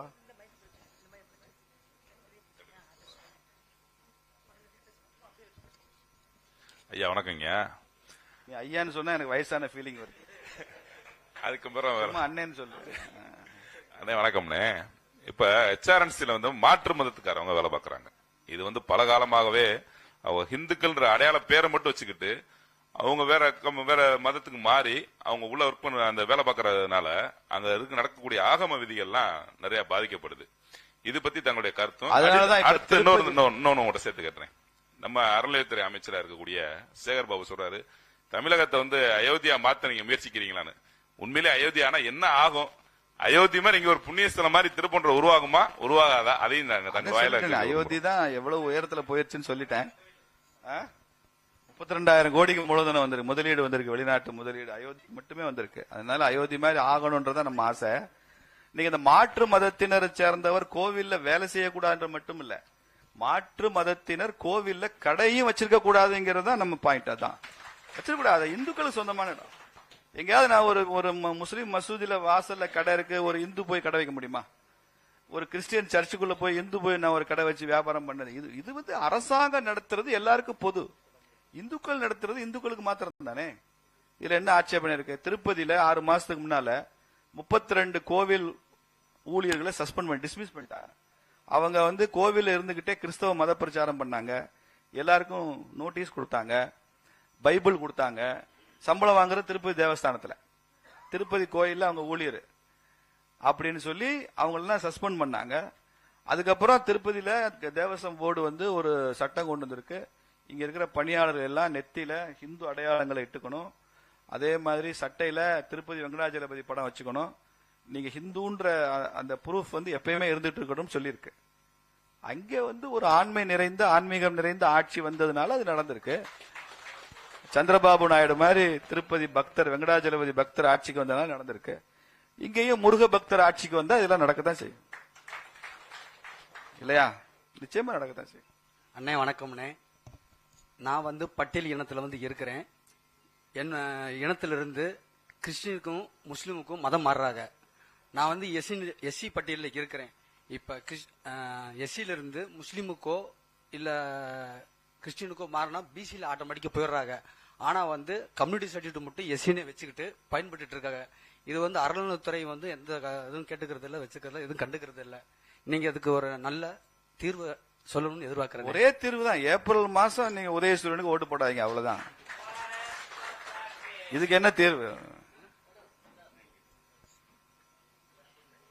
யூடியூப்கார அநேகமா எடிட் பண்ணிடுவார்னு நினைக்கிறேன், இல்லைன்னா அவருக்கு பிரச்சனையாகும். கோயில்ல சிப்பந்திகள் வந்து கோயில்ல வந்து இப்ப அறநிலைத்துறை ஏறக்குறைய 44,000 கோயில்ல இருந்து முழுக்க கிறிஸ்தவர்களுடைய கையில தான் இருக்கு. உதாரணமாக ஜனாதிபதி முர்மு தமிழ்நாட்டுக்கு வந்த சமயத்துல, மீனாட்சி வந்த சமயத்துல மனோ தங்கராஜ் உள்ள வந்தாங்க. மூலஸ்தானத்துக்கு உள்ள போகக்கூடாது தான் விதி. எந்த வேலையில உள்ள போனாங்க. இப்ப 44,000 கோயில் இந்து அறநிலைத்துறை கையில இருக்கா, கிறிஸ்டின் கோயில? அண்ணன் வந்து அழகா கேட்டாங்க, சிப்பந்தியே போடக்கூடாது கிறிஸ்டின். ஆனா கோயில் 44,000 கோயில் சொத்து வந்து இப்ப கிறிஸ்டின் கையில் இருக்கு. Chief secretary Christian. ஏன் இந்த தலைப்பு வந்து முக்கியமான தலைப்பு. அவசியமா அனாவசியம் அறநிலையத்துறை அவசியம் இல்ல. மனோ தங்கராஜ் வந்துட்டு போனது சுசீந்திரம், அல்லோலியா பாபு, இவந்த மனோ தங்கராஜ் அவங்க தேர பிடிச்சிருக்காங்க. ஆகம விதி அவங்க புறம்பானது. எந்த வகையில் என்ன கேள்வி இல்லைங்க. உங்கள் கருத்தை இந்த அவை அப்படியே ஏற்றுக்கொள்கிறது. எல்லாம் கைத்தட்டி ஏத்துக்கலாம், அவ்வளவுதான். இல்ல ஜி, நீங்க சொல்றது அப்படியே ஏத்துக்கிறேன். விளக்கம். வணக்கம். என்னுடைய பெயர் ஆர் மணிகண்டன். நான் வந்து கேமராமேன், போட்டோகிராஃபரா இருக்கேன். பல்வேறு கோவில் நிகழ்ச்சிகள், திருமண விழாக்கள்ல புகைப்படம் எடுக்கிறதுக்காக நான் போயிருக்கேன். அங்க போனா எல்லா இடத்துலயும் சிசிடிவி கேமரா வச்சிருக்காங்க. ஆனா பெண்கள் அந்த டிரெஸ் உடை மாற்றுவதற்காக எந்த இடத்துலயும் ஒரு ரூம் கூட எந்த கோவிலுமே ஏற்பாடு செய்யவில்லை. ஆனா அங்க இருக்க சிசிடிவி கேமரால குறிப்பிட்ட பேர் அதை தவறா பயன்படுத்துற மாதிரி தெரியுது சார். நானும் அளவு கோயில் மற்ற கோவில்களில் போய் கேட்டிருக்கேன், சொல்லியிருக்கேன். சொல்லி எந்த பிரயோஜனம், எந்த நடவடிக்கையுமே எடுக்கலைங்க. நீங்க காவல் நிலையத்தில் ஒரு புகார் கொடுங்க. எந்த மாவட்டம்? நான் மதுரை மாவட்டம், மதுரை மாங்குளம் அலுவலக பக்கத்தில் மணியிடம் சார். அவ்வளவுதான். சிவலிங்கத்தை வச்சு ஒரு ஆர்ப்பாட்டம் போடுங்க. சரிங்க சார். ஏன்னா அவங்க வந்து சிசிடிவி கேமராவில் பெண்கள் உடை மாத்துறத புரியுது. ரொம்ப விளக்க வேண்டாம், புரியுது. சரிங்க சார். காவல் நிலையத்தில் புகார் கொடுங்க. மகளிர் ஆணையத்துக்கு எழுதி அனுப்புங்க. சரிங்க சார். அது ஒரு இஷ்யூவா எழுதுங்க. பத்திரிகையில, சமூக ஊடகங்கள் அதை வெளியிடுங்க. நிச்சயமா தொடர முடியாது. இதெல்லாம் நம்ம ஸ்ட்ராங் ப்ரொடெஸ்ட் நிறுத்திடலாம். சரிங்க. நீங்க ரியாக்ட் பண்ணணும், அவ்வளவுதான். கண்டிப்பா. எனக்கு அந்த வழிமுறைகள் பண்றதுக்கான ஆள் வந்து மாவட்ட தலைவர் தொடர்பு கொள்ளுங்க. சரி, ஓகே, நன்றிங்க சார். அண்ணே, இன்னைக்கு அறநிலையத்துறை சொத்துக்கள் பூராமே மாற்று மதத்தினர் கையில இருக்கு. கோயிலுக்கு சொந்தமான தோப்புகள், இடங்கள், இது பூராமே மாற்று மதத்தினர் இன்னைக்கு வரைக்கும் வச்சுக்கிட்டு இருக்காங்க. இதுக்கு உண்டான தீர்வு என்னங்கய்யா? தீர்வு வந்து உடனடி தீர்வு இல்ல, இப்போதைக்கு இல்ல. ஆனா இதை நீங்க அரசு கவனத்துக்கு கொண்டு வரணும். பொது வெளியில இதை பகிரணும். ஆதாரங்களோட சொல்லணும். இந்த இடத்துல இத்தனை ஏக்கர் இந்த பொசிஷன்ல இருக்கு அப்படின்னு நீங்க ஆதாரங்களோட சொன்னீங்கன்னா, அதை தயார் பண்ணி கொடுத்தீங்கன்னா, நம்ம பிஜேபி கட்சி சார்பாவோ இந்து முன்னணி சார்பாவோ நம்ம இதை ஒரு வழக்காவே கொண்டு போகலாம், நீதிமன்றத்துக்கு போகலாம். அதெல்லாம் வெக்கேட் பண்ணி கொடுத்து திருப்பி கோயிலுக்கு கொண்டு வரணும்னு சொல்லலாம். ஐயா வணக்கம். நமது திருப்பரங்குன்றம் சார்பில் இருக்கக்கூடிய சார்ந்த கிராமங்கள் 48 கிராமங்கள், முகாம கிராமங்கள். ஆதி காலத்தில் 48 கிராம பொதுமக்களும் தேர் இழுத்து கொண்டு வந்து நிலைக்கு நிறுத்துவது கிராமத்தினுடைய கடமைகளாக இருந்தது. தற்போது மக்களுடைய இன்றைய கேள்வி, நமது திருப்பரங்குன்றம் கோவில் 1931ஆம் ஆண்டு பிரிட்டிஷ் ஆட்சி காலத்தில் முன்பே திருப்பரங்குன்றம் கோயிலுக்குத்தான் சொந்தம் என ஒரு தீர்ப்பு இருக்கின்ற அந்த தீர்ப்பின் அடிப்படையில் நீதிமன்றத்தை அணுகிறோம். நீதிமன்றம் என்ன சொல்லுது? 5,72,000 சதுர அடியும் கிரிவல பாதையோடு திருப்பரங்குன்றம் தேவஸ்தான கோயிலுக்கு சொந்தம் சொல்லி தீர்ப்பு இருக்குது. அந்த தீர்ப்பின் அடிப்படையில் விளக்கு ஏத்தலாம் சொல்லி நீதிபதி ஐயா அவர்கள் ஒரு தீர்ப்பை கொடுக்கின்றார்கள். நமது கோயில் ஏற்றுவதற்கு அரசும் அரசியல்வாதிகளும் தடையாக இருந்து கொண்டிருக்கின்றார்கள். இது கிராம மக்களுக்கு புரியாத புதிராக இருக்கின்றது.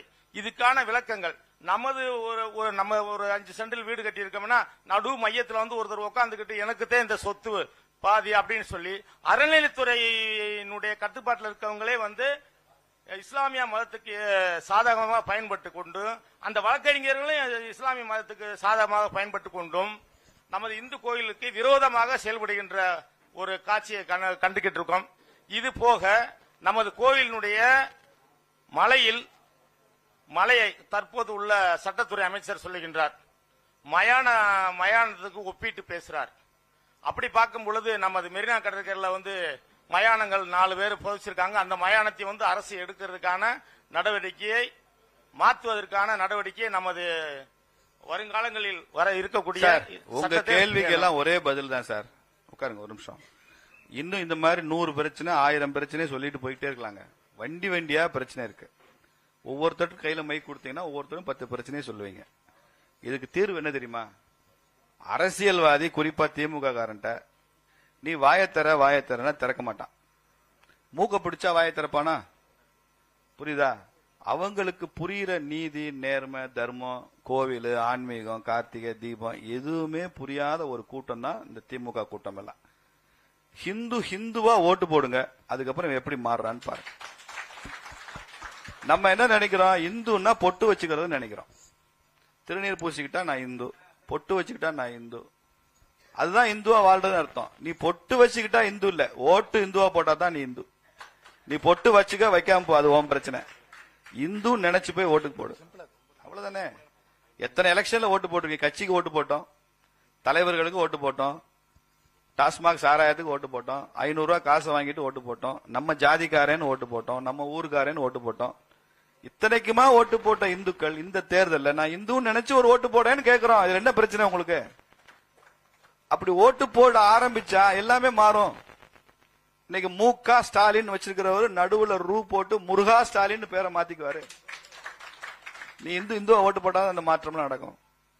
நானும் இந்து தானேன்னு சொல்லுவாங்க, அப்படிதான் சொல்லுவாங்க இல்லையா? அதனால நீங்க ரம்ஜான் கஞ்சி குடிக்கிறீங்களேன்னு ஒரு தடவை கருணாநிதி கேட்கிறப்ப, இல்லையே நான் பழனி பஞ்சாமிர்தமும் சாப்பிட்டிருக்கேன்னு சொன்னாரு. ஏன்னா அந்த கம்பல்ஷன் உருவாச்சு அவருக்கு. திருவாரூர் தேன்குழலும் பழனி பஞ்சாமிர்தமும் நான் அறியாததான்னு சொன்னாரா இல்லையா கருணாநிதி? சொல்லுவார்ல. ஓட்டு போட்டீங்கன்னா வரும். நீங்க அதை பண்ணாம நீங்க போய் திமுக ஓட்டு போட்டு, காங்கிரசுக்கு, விடுதலை சிறுத்தைகள், கம்யூனிஸ்டுக்கு ஓட்டு போட்டு, இன்னைக்கு பாருங்க மதுரையில மார்க்சிஸ்ட் கட்சி எம்பிக்கு தான் இங்க ஓட்டு போட்டோம். ஓட்டு போட்டீங்க, இங்க இருக்கிறவங்க நம்ம ஆடியன்ஸ், அதனால பிரச்சனை இல்லை, ஓட்டு போட்டீங்க. அவர் என்ன செய்யறாரு, இது கார்த்திகை தீபம் இல்ல கலவர தீபம்ங்கிறாரு. நீங்க எந்த எம்பிக்கு ஓட்டு போட்டீங்களோ அந்த எம்பி உங்க சென்டிமெண்ட்டை மதிச்சாரா? நீங்க கூட்டணியை மதிச்சீங்க, அவன் கட்சியை மதிச்சீங்க, அவன் கம்யூனிஸ்ட்காரன் மதிச்சீங்க. அவர் இது கார்த்திகை தீபம் இல்ல கலவர தீபம்ன்றாரு. இது கலவர தீபம்னு சொல்ற அந்த சக்தி அவருக்கு, அந்த எம்பவர்மெண்ட் எங்க இருந்து கிடைச்சது? நீங்களும் நானும் போட்ட ஓட்டுல இருந்து கிடைச்சது. அவர் எம்பி வெங்கடேசனா இல்லாம சாதாரண வெங்கடேசனா இருந்தா அதெல்லாம் பேச மாட்டார்ல. எம்பியா இருக்கனால பேசுறாரு, இந்துக்களுக்கு எதிராக பேசுறாரு. அந்த பவரை கொடுத்தது யாரு? யார் கொடுத்தா? இந்துக்கள். நாம தான் பவர் கொடுக்கிறோம். அதை ஓட்டு போடுற இடத்துல விட்டுட்டு பரீட்சை எழுதுற நேரத்துல கோட்டை விட்டு தூக்கிடுறது, அப்புறம் உட்காந்து புத்தகத்தை எடுத்துட்டு முங்கிடுது. என்னத்தை முங்க போற? தேர்தல வேலை செய்ய, தேர்தல இந்து விரோதிகளை தோற்கடிப்போம்னு சொல்லு. எல்லாரும் போய் பார்த்து இந்துவா ஓட்டு போடுங்கன்னு சொல்லுங்க, அவ்வளவுதானே. திருப்பரங்குன்றத்துல திமுக பேலட் பாக்ஸ் திறக்க எந்த பூத்லையும் ஒரு ஓட்டு கூட உதயசூரியனுக்கு இல்லை நிலைமை உருவாகட்டும். ஒரு ஓட்டு கூட இல்ல. நான் சவால் விட்டு சொல்றேன் சார், திமுக இந்த கேஸை வித்ரா பண்ணும், மேல்முறையீட்டுக்கு போகாது. கார்த்திகை தீபம் ஏத்தணும்னு சேகர் பாபு சொல்லுவாரு. ஸ்டாலின் நான் கஷ்டப்பட்டாது மலை மேல ஏறின்னு ஏத்திறேன்னு ஸ்டாலினே சொல்லுவார். ஏன் ஒரு ஓட்டு கூட உதயசூரியனுக்கு இல்ல? அவங்களுக்கு அரசியல்வாதிக்கு புரியுற ஒரே மொழி ஓட்டு தாங்க. கிறிஸ்தவ நலன்களை மீறி செயல்பட்டால் ஒரு கிறிஸ்டியன் ஓட்டு கூட கிடைக்காதுன்னு அவனுக்கு தெரியும். இஸ்லாமியர்களை எதிர்த்து பேசி இஸ்லாமிய நலன்களுக்கு எதிராக செயல்பட்டால் ஒரு முஸ்லீம் ஓட்டு போட மாட்டான்னு திமுக தெரியும், அண்ணா திமுக தெரியும், காங்கிரஸ் தெரியும், கம்யூனிஸ்ட் தெரியும். ஆனால் இந்துக்கள் நலனுக்கு எதிர்த்து பேசலாம், இந்துக்களை ஏளனம் பண்ணலாம், இந்துக்களை கிண்டல் பண்ணலாம். இது என்ன வேணாலும் டேக்கன் ஃபார் கிராண்டட் சொன்னாலும் இவன் ஓட்டு போடுவான். அதனால அவங்க அப்படி நடந்துக்கிறாங்க. உன் தலையில ஏறி மிதிச்சாலும் நீ அவனுக்கு தான் தாங்கி பிடிப்ப அப்படின்ற இடம் இருக்கிறதுனால அவங்க ஆடுறான், பேசுறான், குதிக்கிறான், கும்மாளம் போடுறான். இல்லப்பா இந்துக்களுக்கும் கோபம் வரும், இந்துக்களுக்கும் ரோஷம் இருக்கு, இந்துக்களும் உப்பு போட்டு தான் திங்கிறான், அவனும் ஓட்டம் மாத்தி போடுவான்னு ஒரு தேர்தல்ல காமிங்க யான்னு சொல்லுங்க ஐயா. எல்லாரும் ஒரு தேர்தல்ல காமி, நிலைமை மாறிடும், நிலைமை மாறும். சொல்லுங்க, இதுதான் முக்கியம். இல்லைன்னா இந்த கோவிலெல்லாம் காப்பாற்ற முடியாது, லூட்டு தான் எங்கேயோ போயிடும். இன்னைக்கு நம்ம முருகா முருகா மீனாட்சின்னு சொல்லிட்டு போவோம், நம்ம காலத்துல ஏதோ இருக்கும், இன்னொரு 50 வருஷம் கழிச்சு என்ன இருக்குன்னு தெரியாது, எல்லாத்தையும் மாத்திடுவாங்க. இத கடைசி கேள்வி வச்சுக்கலாமா சார்? சிக்கந்தர் மலைன்னு சொல்றது, சிக்கந்தர் கோரிப்பாளை தர்காவில் இருக்கிறதாக ரெக்கார்டே வச்சுக்கிட்டு சார், இதெல்லாம் நமக்கு தெரியாத விஷயமா சொல்றீங்க, திருப்பி திருப்பி இதே கேட்டே இருக்கீங்க. இல்ல கேட்கல, சிக்கந்தர் மலை நம்மளா சொல்றோம். இல்ல அவங்க ரெக்கார்டையும் அவன் என்ன செய்யலாம் சொல்லுங்க. அவங்க ரெக்கார்டையும் வச்சு அதான் சார், இப்ப அவன் என்ன செய்யலாம், சிக்கந்தர் மலைன்னு சொல்றான், மார்க்சிஸ்ட் கட்சியோட மாநில செயலாளர் இது சிக்கந்தர் மலைங்கிறாரு, அவர் என்ன செய்யலாம் நீங்க சொல்லுங்க. என்ன செய்வீங்க? ஓட்டு நீங்க போட்டுட்டு 4 எம்பி கம்யூனிஸ்ட் எம்பி தமிழ்நாட்டில் தேர்ந்தெடுத்து வச்சுட்டு அவர் சொல்றாருன்னா ஓட்டு போடுறதை நிறுத்துங்கன்ற. எரியறத புடுங்க சார், புகையிறது நின்று போயிடும், அவ்வளவுதானே சார். தேங்க்யூ. 4000 கோயிலுக்கு குடமுழுக்கு செஞ்சிருக்கோம் அப்படின்னு சொல்லிருக்காங்க. 4000 கோயிலுக்கு குடமுழுக்கு செஞ்சிருக்கேன்னு சொல்லிருக்காங்க. தங்கத்தை எல்லாம் கொண்டு போய் டெபாசிட் பண்றேன்னு பண்ணாங்க. இத பத்தி உங்க மத்திய அரசு எதுவும் கண்டுகொள்ளாதா சார்? இத பத்தி கேள்விகள் எதுவும் எழுப்ப மாட்டீங்களா நீங்க? மத்திய அரசுக்கு இதுக்கு என்ன சம்பந்தம்? மாநில கோவில்கள், இந்து அறநிலையத்துறை இதெல்லாமே ஸ்டேட் சப்ஜெக்ட். இதுல மத்திய அரசாங்கம் தலையிட முடியாது. இதுக்கு சென்ட்ரலுக்கு சம்பந்தம் இல்ல.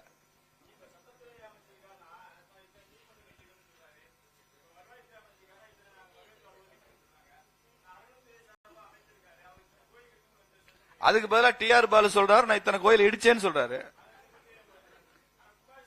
ஆனா திருப்பி என்னையே கேள்வி கேட்கிறப்ப கேட்க வேண்டிய விட்டுட்டு என்கிட்ட வந்து கேட்டுக்கிட்டு இருந்தேன். என்ன அவர் அப்படி சொல்றாரு சொல்றாரு, ஓட்ட மாத்தி போடுவீங்கன்னு கேட்க மாட்டேங்கிற.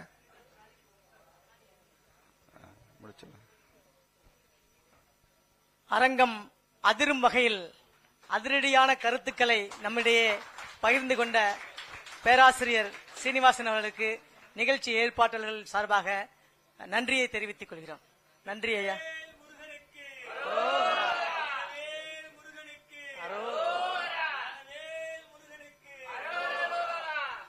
கொஞ்சம் அவசரமா சார் வந்து திண்டுக்கல் போறனால சார் கொஞ்சம் அவசரமா விடைபெறுகிறார். சார் மட்டும்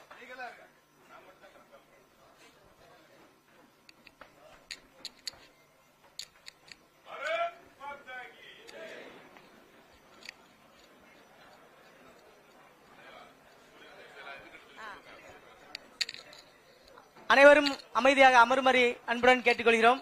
நிகழ்ச்சி இன்னும் ஒரு சுற்று இருக்கிறது. தயவு செய்து அனைத்து பார்வையாளர்களும் அவரவர் இருக்கையில் அமருமாறு அன்புடன் கேட்டுக்கொள்கிறோம். யாரும் வெளியே செல்ல வேண்டாம். நிகழ்ச்சி தொடர்ந்து நடந்து கொண்டிருக்கிறது. தயவு செய்து அவர்கள் அவரவர் இடத்தில் அமருமாறு கேட்டுக்கொள்கிறோம்.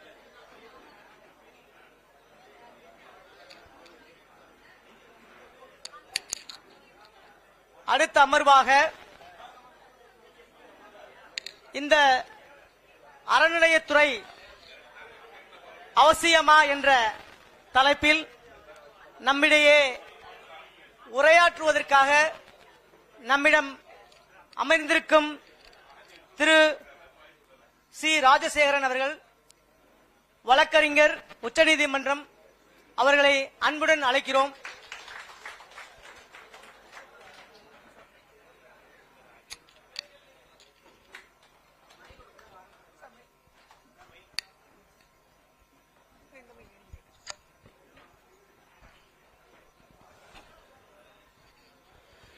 முதல் சுற்று நேயரா இருந்து நீங்க பாத்துருக்கீங்க சார். கொஞ்சம் எப்படி போயிருக்குங்கிறது உங்களுக்கு நல்லாவே தெரியும். மதுரை மக்கள் எந்த அளவுக்கு பேசுறாங்க அப்படிங்கிறது உங்களுக்கு நல்லாவே தெரியும். இந்த ஆன்மீக மண்ணில் அறநிலையத்துறை அவசியம் இல்லை அப்படின்னு சொல்லி இப்ப ஏற்கனவே ஒரு ப்ரொஃபசர் சீனிவாசன் அவர்கள் பேசிட்டு போயிட்டாரு. அவசியங்கிற தலைப்புல இப்ப நீங்க பேச வந்திருக்கீங்க. எதனால அவசியம் அப்படிங்கறத கொஞ்சம் முன்னாடி சொல்லிடலாமா சார்? அனைவருக்கும் வணக்கம். நான் வந்து சட்டப்படி எது இருக்குதோ அதை பேசத்தான் வந்திருக்கேன். எனக்கு அரசியல் கருத்தை தவிர்த்து அரசியல் பேசுவேன். பட் அரசியல் பேசுவதற்கு நான் இந்த கூட்டத்தை பயன்படுத்த மாட்டேன். அது என்னுடைய நோக்கம் அல்ல. அது within the purview of law தான் நான் சொல்லுவேன். நம்மளுடைய அரசியல் அமைப்பு சட்டம் ஆர்டிகல் 25 to 28 என்ன சொல்றதுன்னா, ஒவ்வொரு மதமும் அந்தந்த மதத்தின் கோட்பாடுகளை மக்கள் மன்றத்தில் அவர்கள் பிரீச், ப்ரொபகேட் அண்ட் பிராக்டிஸ் பண்ணலாம். இதுதான் நம்ம அரசியலமைப்பு சட்டம். அப்படி இருக்கும் பட்சத்தில் இந்து அறநிலையத்துறை இஸ் a ஸ்டேட் சப்ஜெக்ட். அவர் சொன்னது கரெக்ட், ஒத்துக்கிறேன். நான் இது வந்து ஒரு அனாலஜி தான், ஒரு கம்பாரிசன் தான் நான் பண்றேன். பாஜக தலைவர் தான் பேசிட்டு போனார். ஆனா எத்தனை பாஜக ஆளுகின்ற மாநிலத்தில் இந்து அறநிலையத்துறை இருக்குதா? யாருக்கா தெரியுமா? இருக்குதா? இருங்க,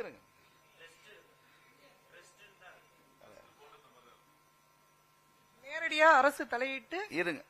நேரடியா அரசு இங்க இந்து அறநிலைத்துறை மாதிரி பாஜக ஆளுகின்ற மாநிலத்துல தனியார் கிட்ட போர்டு கிட்ட இருந்தத பாஜக அரசு கிட்ட இப்ப இருக்குதா?